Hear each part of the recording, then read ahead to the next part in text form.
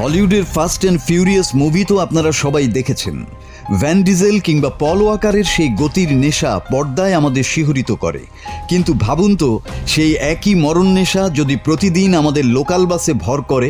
হ্যাঁ, রূপালী পর্দা নয়, বাংলাদেশের ব্যস্ত রাস্তায় এখন চলছে বাস্তব জীবনের ফাস্ট অ্যান্ড ফিউরিয়াস।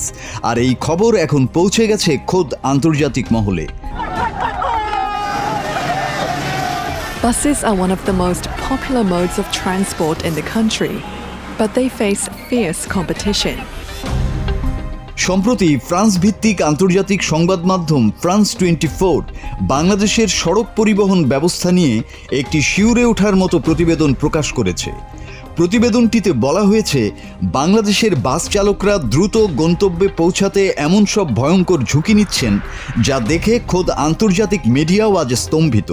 প্রতিদিনের যাতায়াত এখন পরিণত হয়েছে এক মরণ ফাঁদে। কিন্তু কেন এই মরণ খেলা? কেন রাস্তায় নামলেই চালকরা বেপরোয়া হয়ে ওঠেন? আন্তর্জাতিক ওই প্রতিবেদনে উঠে এসেছে এক তিক্ত সত্য।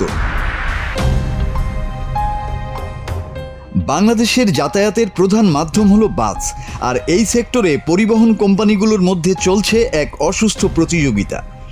বেশি যাত্রী ধরা আর ট্রিপ শেষ করার তাড়ায় চালকরা ট্রাফিক আইনের তোয়াক্কাই করছেন না।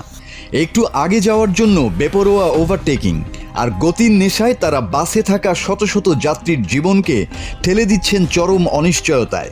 তাদের কাছে গতির নেশা আর টাকার অঙ্কটা যেন মানুষের জীবনের চেয়েও বড় হয়ে দাঁড়িয়েছে।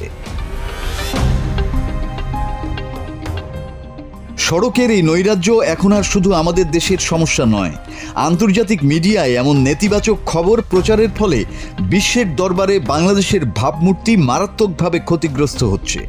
বিদেশিদের কাছে বার্তা যাচ্ছে, বাংলাদেশের সড়ক মানেই কোনো নিয়ম নীতিহীন এক মৃত্যুপুরী।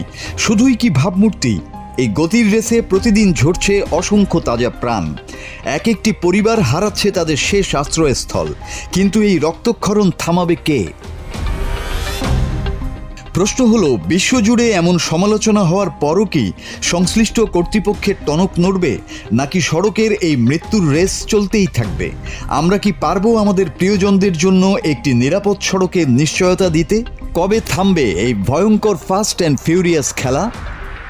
মাসুদ হাসান, বাংলা টিভি।